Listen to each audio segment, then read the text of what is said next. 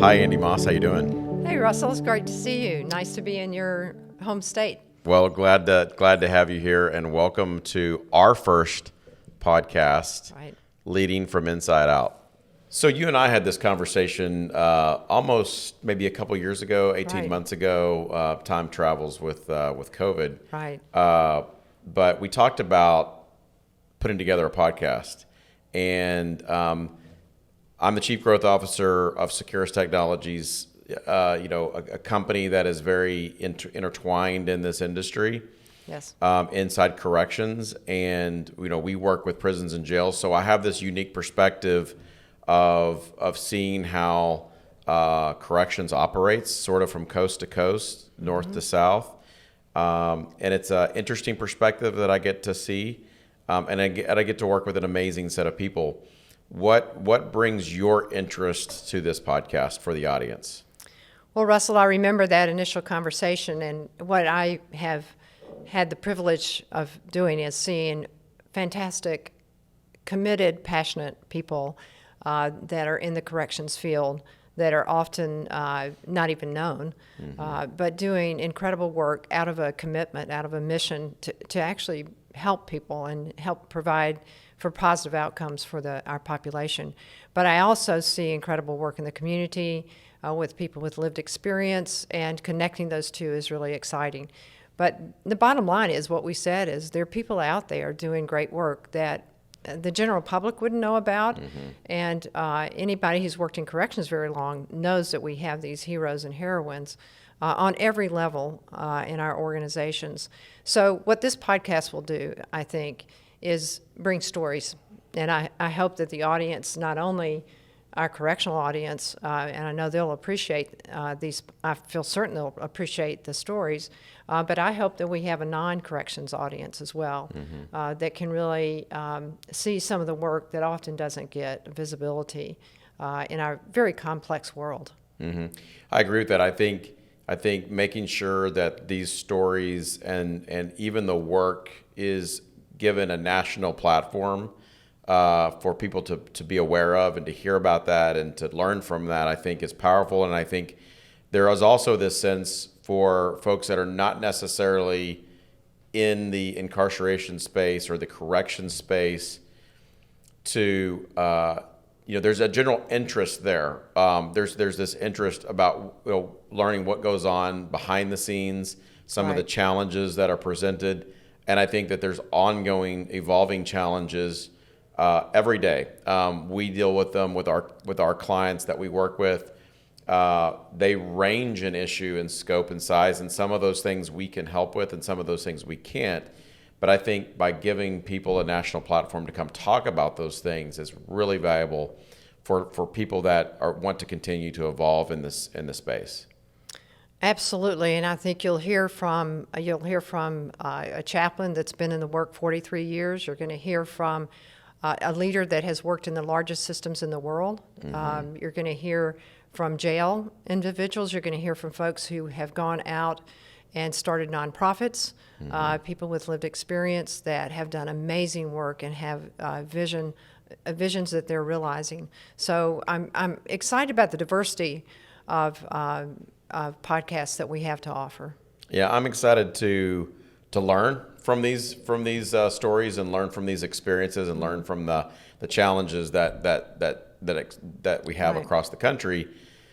A lot of problems are local in nature. A lot of solutions end up being local in nature, but I think we can learn from each other if we can sort of create this connective tissue and bring a national platform so that people can come together. And I am encouraged and invite local hosts, right, to this. I mean, it's not always going to be you and I sitting in this chair. I actually hope that we can create some invitations and that will be received for people to sit in this chair and discuss and talk about issues with other folks. So this is as much of the Correction Spaces podcast as it is ours, because we want more people to be involved in these conversations, and I'm excited to give them a platform and an opportunity to do that. I think what technology brings us is a whole new way to build capacity and to expose good and bad in terms of the many emerging issues, the changing landscape of criminal justice. So I do think there always been, in fact, I'm very aware as you get more mature in the profession, how much one can appreciate the shoulders we stand on. So there's some incredible, courageous leaders that came before us. I think the forum of being able to have podcasts, I've really been interested in, both a little anxious about it, as well as how can I take a step into this area. And, I'm sure in this environment with all of us having a very different work pattern, we've all been inundated with websites and podcasts, and there's a lot going on. So I'm not sure. I try to keep up, but there are a lot of wonderful things happening in an environment where there's a lot we could be discouraged about. But I do think these conversations have been over coffee at conferences in more traditional ways. But again, I'm so excited that we can bring to light more of the caring of so many people, as I said, both professionals, but these leaders of nonprofits, folks who have come out and used their experience on the inside to impact wonderful examples that we're going to hear from. I think you and I have talked about this before, and it's really related to the issue that there's a lot of interest in corrections, and you see that interest portrayed in TV, and why is there fascination so much, and why is there so much interest in jails and prisons across this country in your mind? I think there are a number of reasons. Really, it's always been sort of compelling for people to know. It's like people, if there's a wreck on the highway, they want to look at it, right? And I think the complexity of what goes on inside an institution has some mystery to it. So from an institutional standpoint, I think there are people who just like the stories. From a social justice standpoint, I think there's a lot of interest now in terms of what are we doing in this country. And again, I don't think that's a new conversation. I think it's a new chapter, and I think this chapter is very powerful. And so whether people are interested because they want to see the dark side of corrections in criminal justice, or whether they're really trying to bring light, there is a lot of interest in this country in the criminal justice system. I agree with that, and I talk a lot to people about being in the role that I am. I've been here for 13 years, and if it wasn't for being invested in this space and trying to provide solutions and meaningful connections to people, I probably wouldn't understand or know the word recidivism. And the work that's going on in this country to try to change the trajectory of incarceration, and that's really unfortunate, because it is an issue that involves everyone in everybody's community. Yes. And but I'm more encouraged than ever because of the work and the sponsorship and the priorities that governments are putting in this space, more so than ever. The adoption to technology to help people, and the ability to connect all of the people that you just talked about, a lot of the people that we're going to have on this podcast who are contributing and working every day towards improving the lives of those that are involved in the incarceration system, whether you're incarcerated or not, whether you're an administrator, you're an officer. There are so many people who are often underserved and underheard, and from my perspective, that we need to bring to light, because often the best ideas are not in the four corners of the walls in which I live and work every day. They're out in the field, and we need to, in my mind, we need to bring those voices to light, hear from those, and give everyone a megaphone, if you will, so that we can all learn from each other, because at the end of the day, it's all about learning from others, listening to others, and see where we can continuously improve. Because I think it is all about continuous improvement, and I have learned that if you're not learning and you're not improving, you're sort of regressing. And I'm excited to see.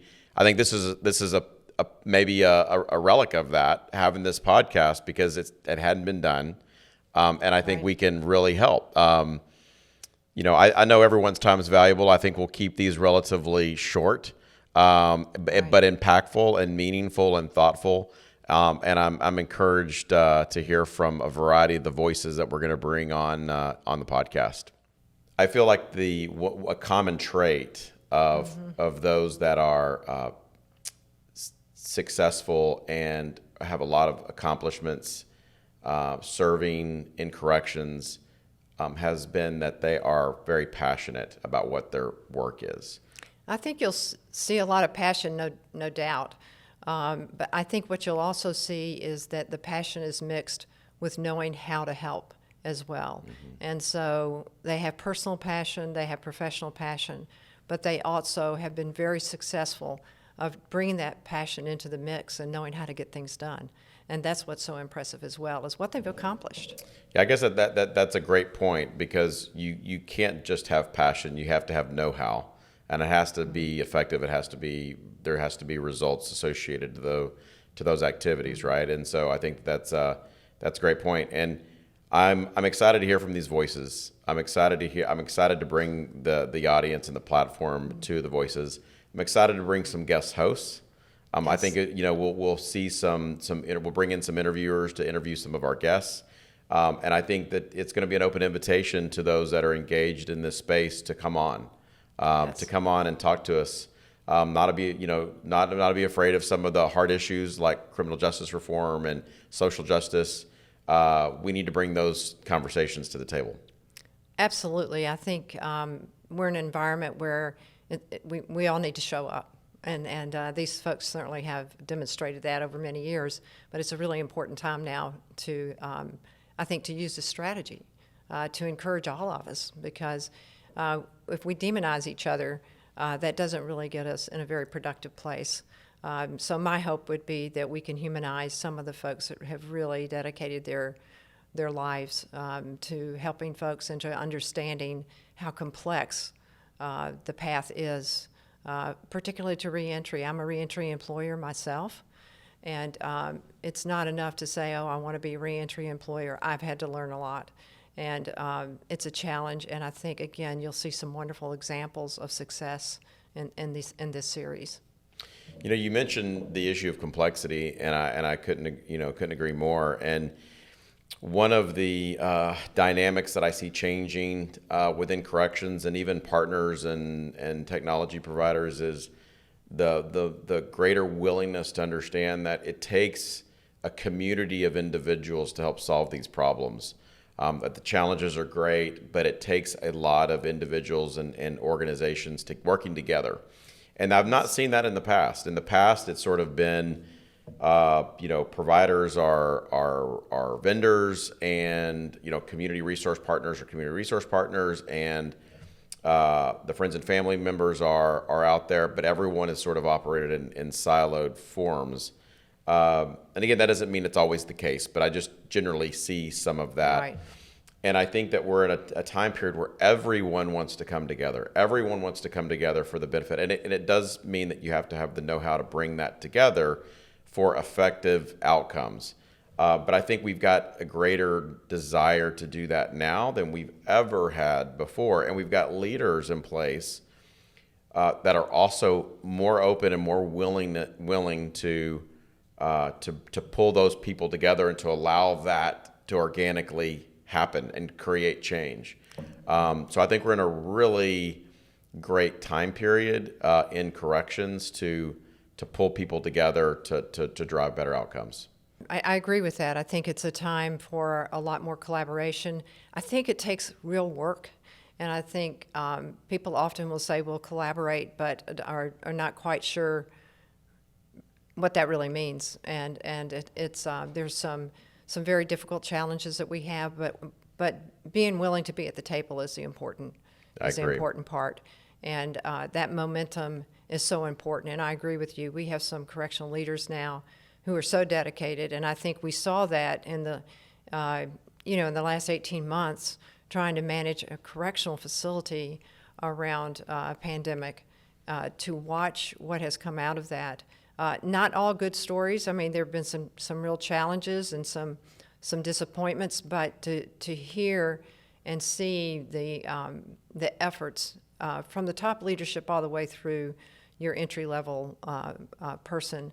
I think we've seen the grit and the willingness to care for people. And the word that's so important to me is care. It's a 4-letter word that I learned a long time ago in leadership. I've been to a lot of leadership programs, but I don't know that there's any better one word. If you care, you'll figure out how to work with COVID. If you care, you'll figure out how to look at the language and respectful language that we need to be using now. We've learned so much more. What is the correct language for our justice-involved individuals? There's a lot of discussion about that. So I do think it's a time of opportunity, and the time of opportunity calls us to be at our best. Yeah, and I think, we should all, be objective to self-evaluate what we do and how we do it and where we can get better. And there's always going to be that, right? If we're disciplined enough with ourselves to make sure that, we can find opportunities to do something better. But I think that the COVID response is a very, it's an often misunderstood response from our correctional leaders, because Right. What was done was amazing. And people can sort of criticize actions here and there, but I think that it's really not well understood. The amount of work that was put in during that crisis across the board. Providers helped out, correctional leaders helped out, correctional officers, ran to the fire. And I think that those stories will be some of the first stories that we talk about in this podcast, because there's been some amazing work through this last year. Absolutely, and work that none of us have known how to do. And I heard a recent story of a probation officer who's had to do all of her work from home. And her high-risk caseload has been extremely difficult because she needs to see them. And that has involved more activity around her home than she would have hoped. But as she was telling her story, she just broke down in terms of, I'm having to figure out how to do this in a totally different way, and I'm worried about my caseload. Mm-hmm. And so we think of the correctional institutions and how difficult it's been, because they're not just the physical arrangement of dorms and the management of the population in terms of being able to isolate. Just the logistics of it have been very difficult, and then the medical and mental health care that you really need around that.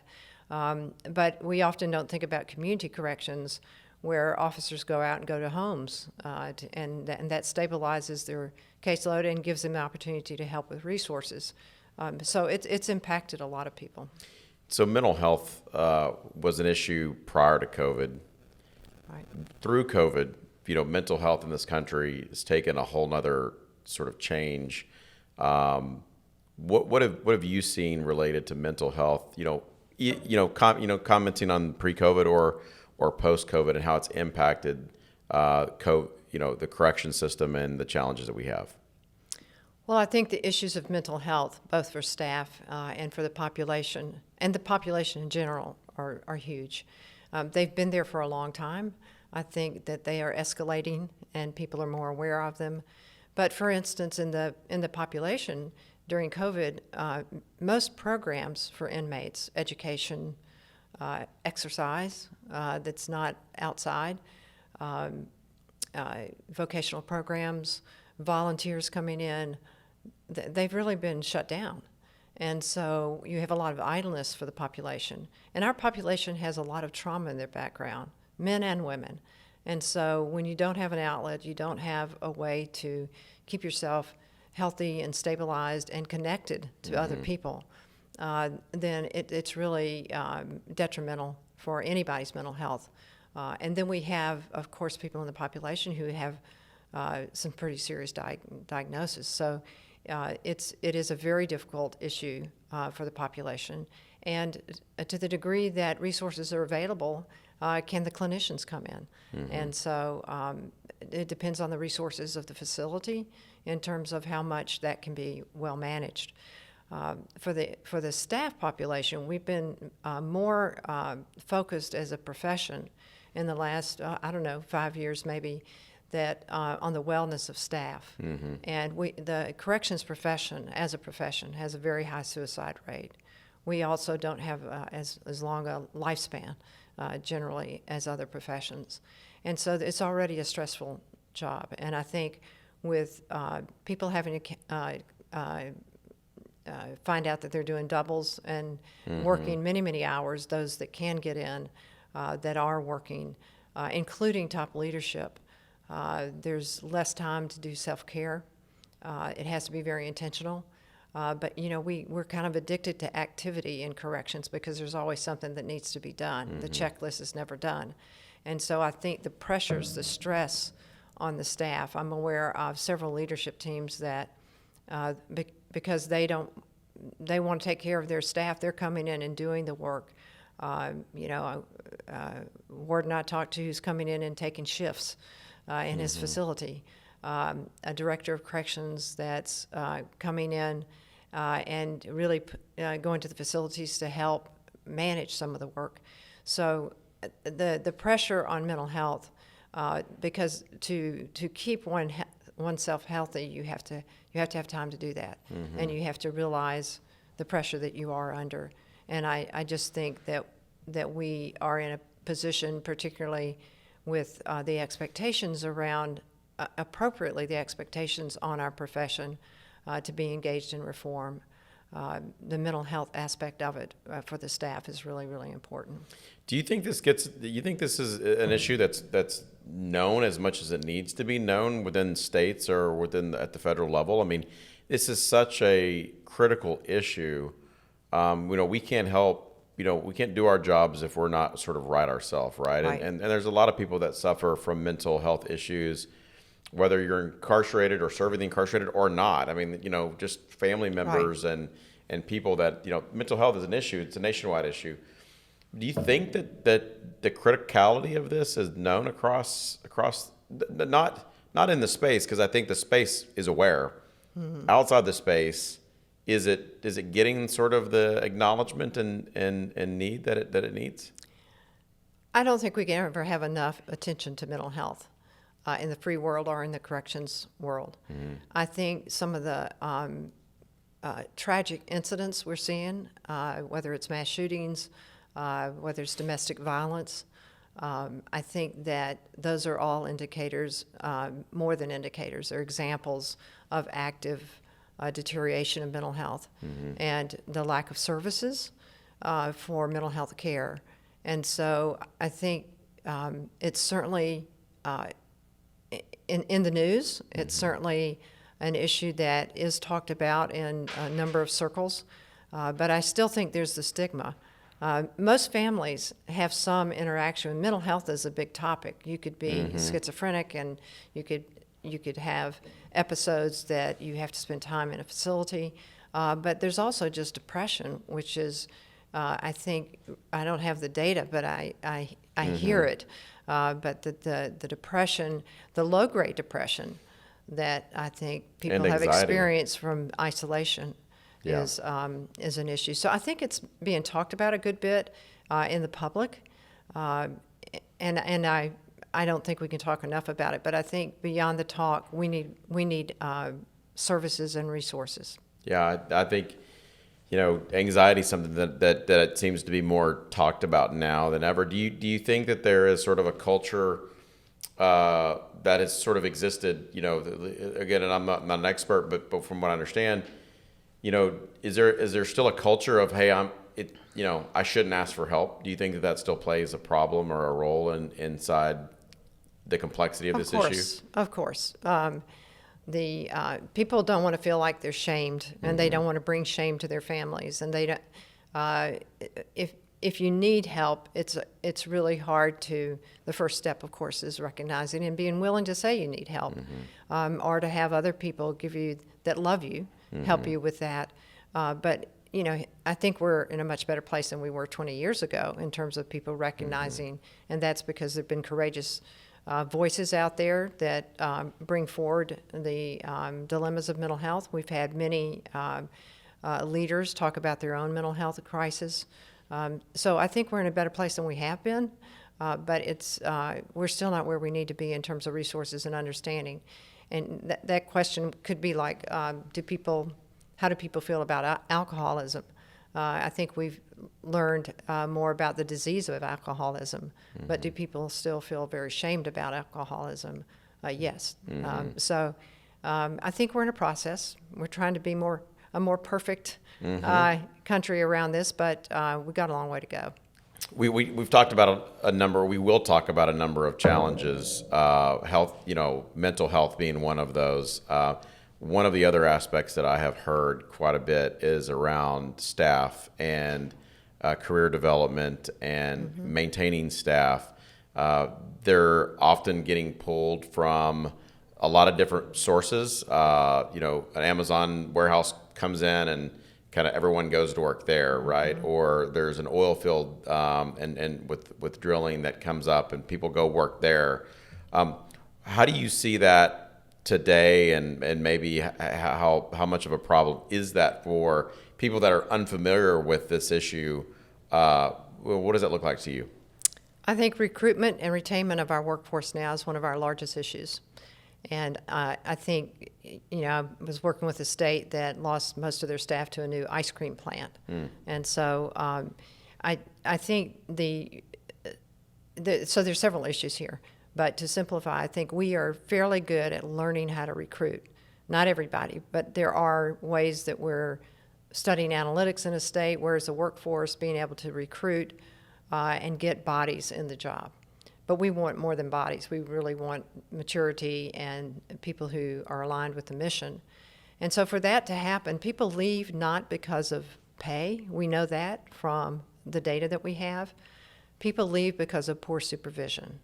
And so I think spending a lot more time on supporting our supervisors, giving them the tools they need to do the work. Corrections for line staff is transactional. This is the checklist. This is what we do. This is how we keep safety. And that's custody line staff, it's a whole other thing to talk about, the non-custody, who are so important to a facility. But with custody line staff, it's very transactional, and you promote someone who's good at that, who becomes a supervisor. A supervisor has to learn a lot more, and there's some transformative work that has to be done, which requires critical thinking on a different level than what you're doing as a line officer, even though not to take away from line officers having to make hard decisions.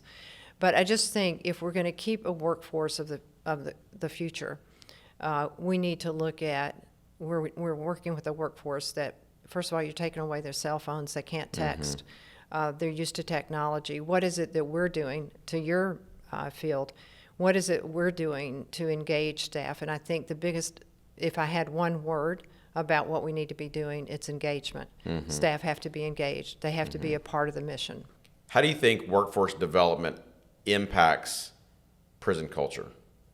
I think it's huge. I think it's at the core. I think it's at the heart of prison culture. I think of prison culture as a 360. It's everybody in the culture. And there's subcultures within that facility. So you may have difference in shifts, or you may have difference in programs that the population are in. So prison culture is a fascinating area to work with. But whether you're talking about staff or you're talking about the population, if people aren't engaged, then you're not being very effective. And I think there are a lot of pressure points on staff.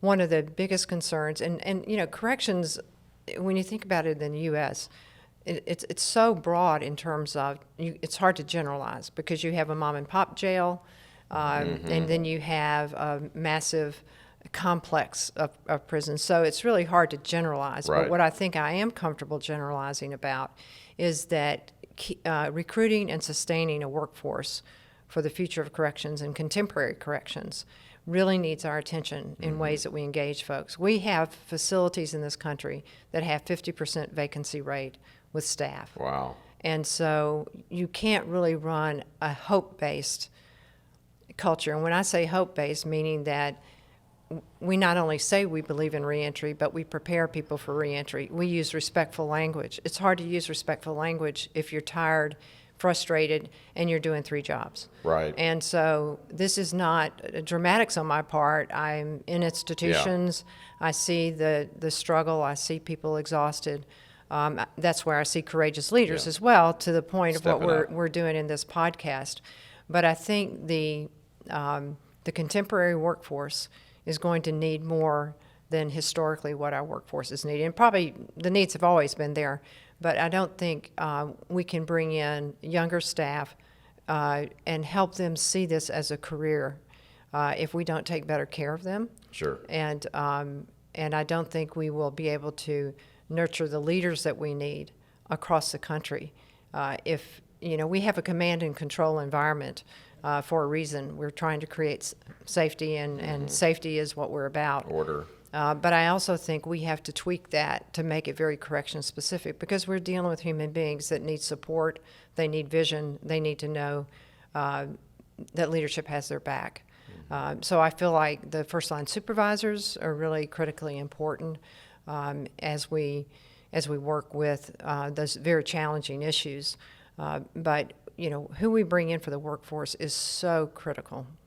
Yeah, I as you talk about that, I think about, of course, if you're overtaxed, if you're, have had sleepless nights, if you don't get enough sleep, if you're, heavily burdened by the role, I mean, we're just not going to be, no human's going to be at their best. And in serving in an environment, as combustible as a corrections, environment is really difficult. And I think that probably what we're talking about, some audience members are going to go, I completely get that, and that's a huge issue. There's probably just not a lot of people that are outside corrections who really understand the power of prison culture and the sort of the organic nature that prison culture exists, and like you said, the subcultures. And so for some people, it's well known. Other people, it certainly was new to me, that these things exist and that they have a life of their own. And it really does matter when we talk about reentry, when we talk about changing for the better. Changing prison culture is a instrumental component of that. Whether that happens, organically or there's a series of factors that drives and changes prison culture. I just don't think that you can have change without changing prison culture one way or the other. Well, let's talk about a couple of issues that I know that in my career I've been involved in. I don't think we give enough credit to or define the challenge of asking our staff to be involved in a lot of social change, social impact. And I use a contemporary issue that is complicated, and we have to address it in ways that are healthy. But we are much more aware of the transgender population. And so housing transgender individuals, providing programs for them, recognizing what the medical and mental health needs may be. Because you're transgender doesn't mean you have mental health issues. I'm not suggesting that. But there are many challenges in terms of where do we house this person? Is it in a male facility, a female facility?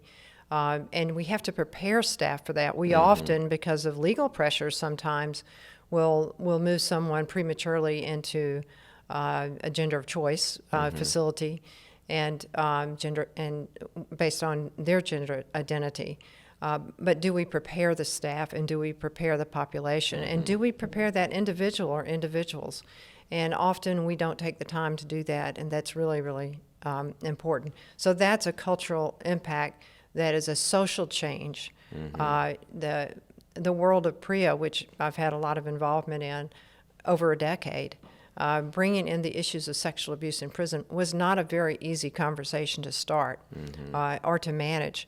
But I think we underestimated that we're not just giving people a new policy or new definitions.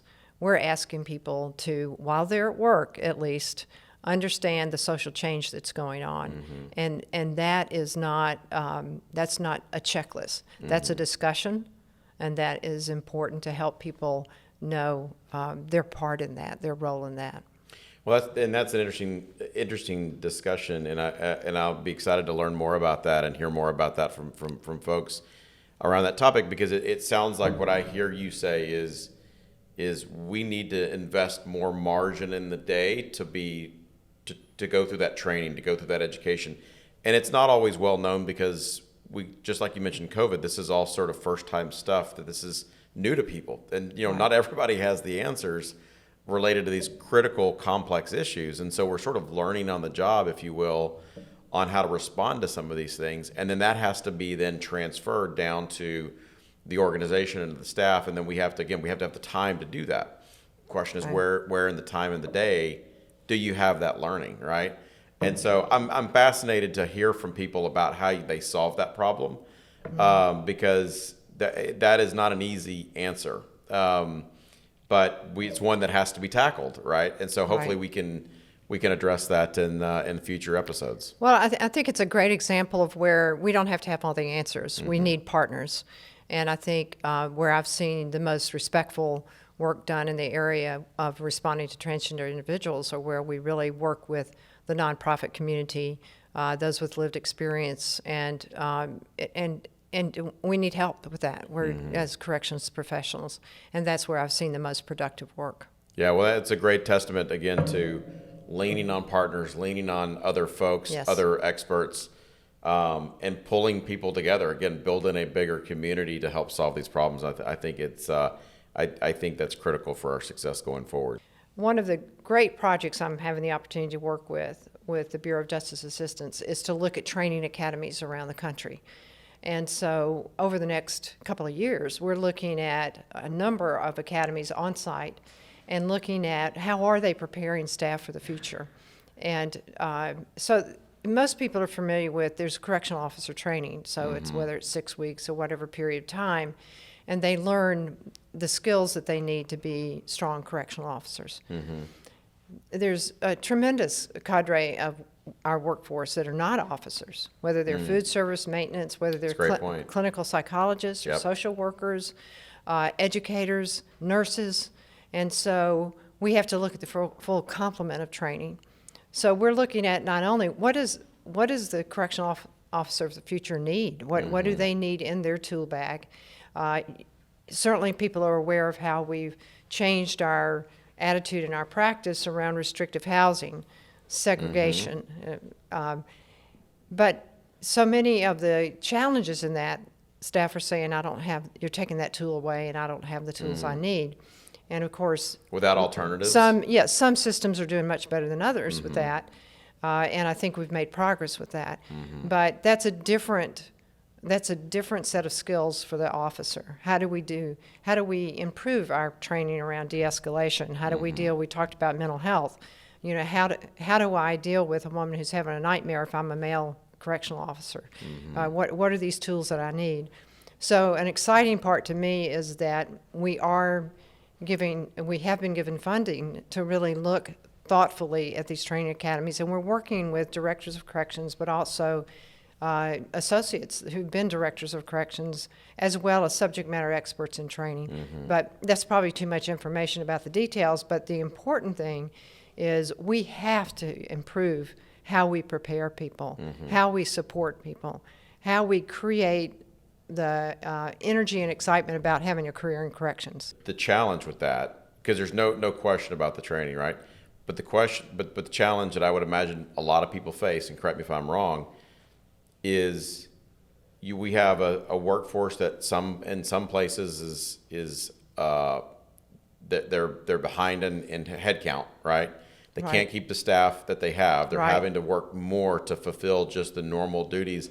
So where do you find the time for training? Where do you find the time to put that in order to get people what they need when there's already an understaffing issue sort of rampant? Well, we're hoping that those of you who have great brains around technology will help us. But I think one is to have training available in real time where they have time. And I think that there's didn't the last 18 months push our training departments to say, what might we do online? Right. I think there's an acceleration of thoughtful trainers and departments looking at how are we delivering training? What amount of time are we taking? What time do they need to be at the academy, or what can they be doing in other parts of the day? Also, what kind of training do people respond to? I mean, people want to see scenarios. They don't Right. want to just hear a policy. They want to know, well, what does that mean on Tuesday for me? Yeah, when what's I'm, the use case and how do I apply that on an exactly. exception So I basis? think there are a lot of opportunities right now. One is really getting a good definition of what is currently happening, and but also looking at really where we've got some creative work going on. And I do think there's a significant amount of thoughtfulness right now in among our training professionals, but I think we've surprised ourselves at what we can do remotely. And there are critical training topics that we need to make sure we're giving good information on. A great example of is that, you know, we will not survive on our former training on cultural diversity. You know, an hour on Right. cultural diversity is not going to do the social change or the awareness that we really need. And so really working with colleagues who understand how to present sensitive issues to staff, that we can create dialogue and have some transformative conversations. And it can't be too complicated. So we've got to find out how in our training curriculum can we begin to move towards creating that workforce that embraces diversity, that understands it beyond an hour of cultural diversity training. How do you go about curating that training content, right? So you're tasked with helping those training academies. How do you go about doing that? I can imagine that, like the diversity training that many people are participating in, some of that could be, like you said, it needs to be updated. Some of it could be really old. How do you go about curating new content that addresses the needs of society as society is evolving? Well, I mean, my preference is to pull together subject matter experts, and they don't necessarily have to be correctional staff. They can be folks on the outside that really have more expertise than we do, but really bring together people with expertise. The other thing is we need to pay a lot more attention to instructional design. You know, curriculum of the past is not necessarily where we need to be. So what are the models for delivery? And I think that's requires people who really have the skills in instructional design and what's possible. So why can't we do training with podcasts, or certainly tablets and so forth? So there's no one silver bullet here. I think it's going to evolve over time, but I do think identifying some of the real great examples of what people are doing is important. Yeah, I think you're right. You know, the design aspect's really important. Apple really changed the face of delivering content in a user-friendly way where design sort of speaks for itself, and the content is equally important. So it's the content and the delivery mechanism in which it's completed, and we're seeing that in the ed tech space. So educational technology is transforming how kids learn at school, using applications that are sort of, you know, never-ending and robust, and we need to bring those sort of tools inside the walls of our officers and those that are incarcerated to capture some of those modern tools and technologies, right? To facilitate. We started using some animation, and staff love that.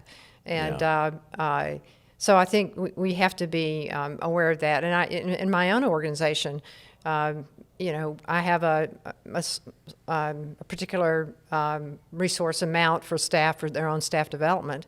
I really try to connect it to it's a little bit job related, but so I got a request that I want to take this training through LinkedIn. You know, so this is a whole different world than what many of us in corrections who've been around for a while grew up with. So we have to be open and take some responsibility ourselves to realize what the possibilities are. But that's where our younger workforce coming in can really be a part of our discussions, can really be helpful to us in terms of what is going to resonate. Because going to the training academy and hearing the policies read, policies are important, and we have to make sure people read the policies. But how can that be done in a way that's more engaging?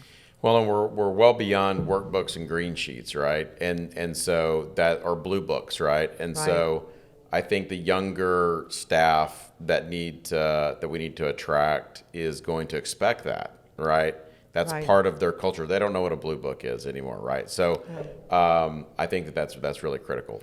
And I think for the people who may be listening, and I hope we have corrections folks as well as other folks, but I think there are also Many, like I've mentioned earlier, small jails out there, or very poorly resourced departments that are saying, you guys are, dreaming.